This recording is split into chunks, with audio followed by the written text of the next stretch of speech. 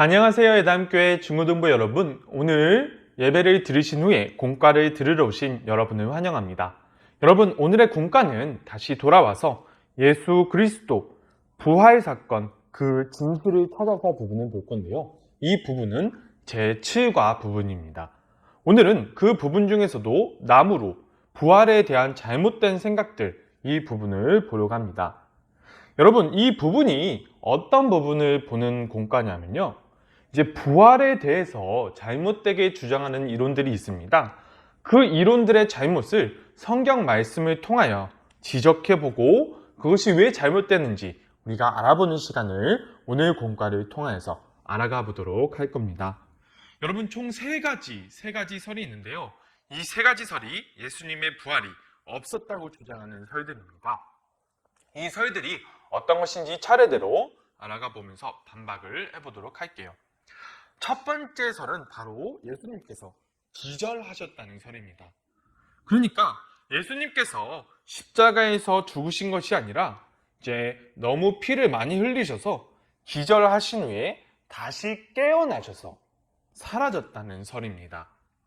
여러분, 이 주장을, 이 설을 반박하는 성경 말씀을 우리가 읽어보도록 할게요. 첫 번째 말씀은 바로 요한복음 19장 34절 말씀입니다. 그 중 한 군인이 창으로 옆구리를 찌르니 곧 피와 물이 나오더라. 그리고 두 번째 말씀 읽어보도록 하겠습니다. 마태복음 27장 66절 말씀입니다. 그들이 경비병과 함께 가서 돌을 임봉하고 무덤을 굳게 지키니라. 여러분, 이 말씀들을 통하여서 얻을 수 있는 결론들이 두 가지가 있죠. 우선 첫 번째는 예수님께서 십자가에 달려서 돌아가신 후에 그냥 십자가에서 내려지신 것이 아니라요. 한 로마 군인이 창을 가지고 십자가에 매달려 계셨던 예수님의 옆구리를 찔렀습니다. 그래서 예수님의 옆구리가 찔려서 그 찔린 곳으로 인하여서 몸 안에 있는 모든 피를 흘리시는 그러한 일이 성경에 기록되어 있습니다.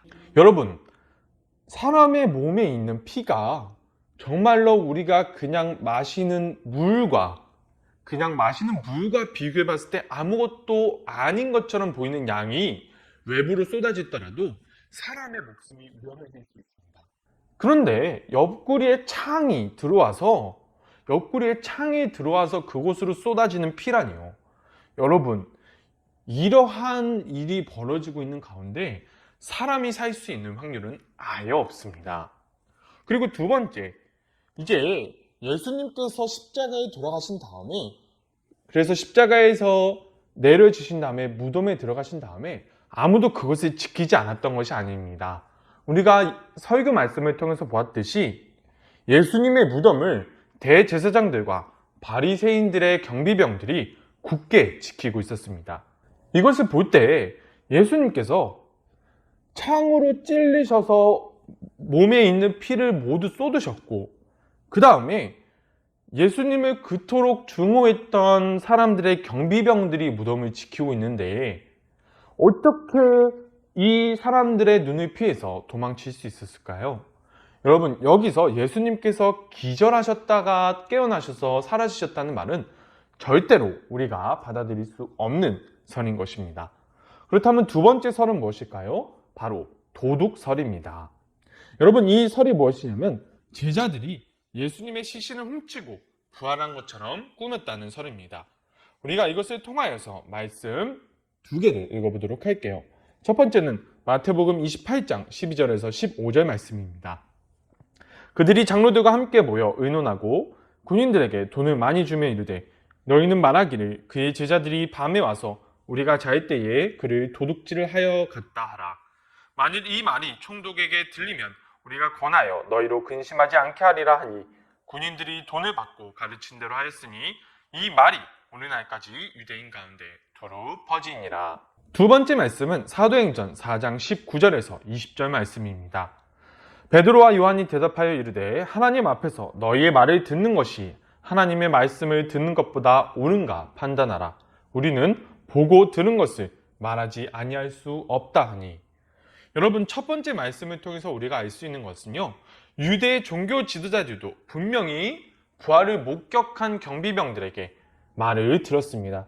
그렇지만 그들은 이것을 통해서 회개하는 것이 아니라 이 부활을 목격한 경비병들에게 돈을 주면서 헛소문을 퍼뜨리도록 했던 것이지요.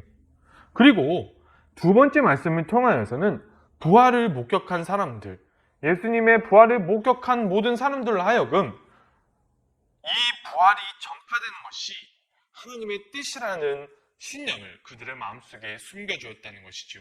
보지 못했더라면 어쩔 수 없겠지만 그들이 직접 보고 말씀을 들었기 때문에 예수님을 부활시키신 하나님의 뜻, 예수님의 부활을 전파라는 그 뜻을 이 제자들은 지킨 것입니다. 그리고 세 번째, 착각설은요, 제자들이 예수님을 너무나 보고 싶어서 환각 속에서 예수님을 본 것처럼 착각하였다는 설입니다.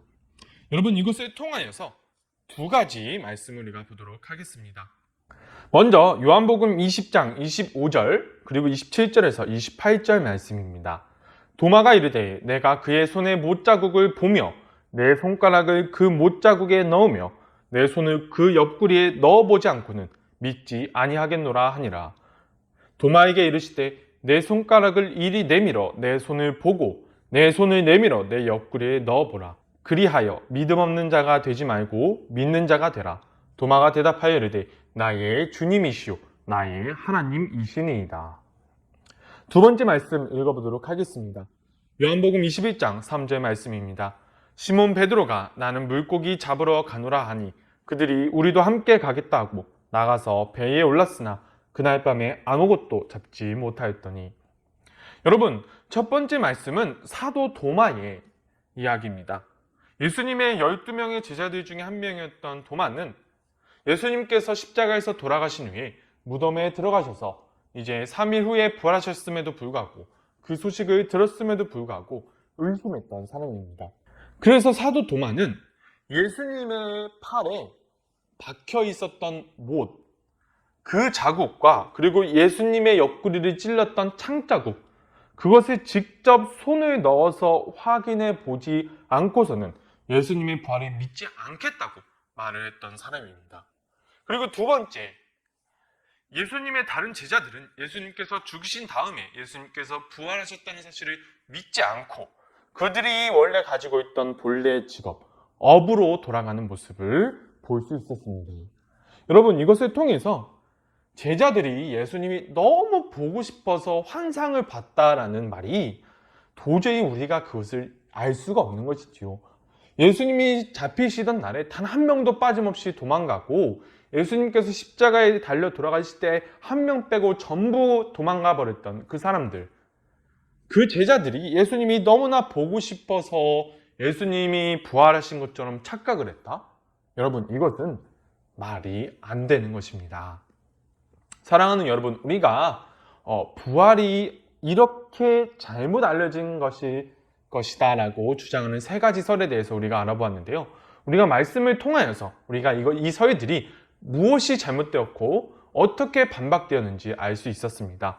우리가 이러한 것들을 통해서 예수님의 부활 사건을 더욱더 깊이 믿을 수 있는 우리가 될 수 있기를 간절히 소망합니다. 여러분, 빈칸의 내용을 적어서 전도사님에게 보내주시면 감사하겠습니다. 여러분, 감사하고요. 다음 주에 만나요.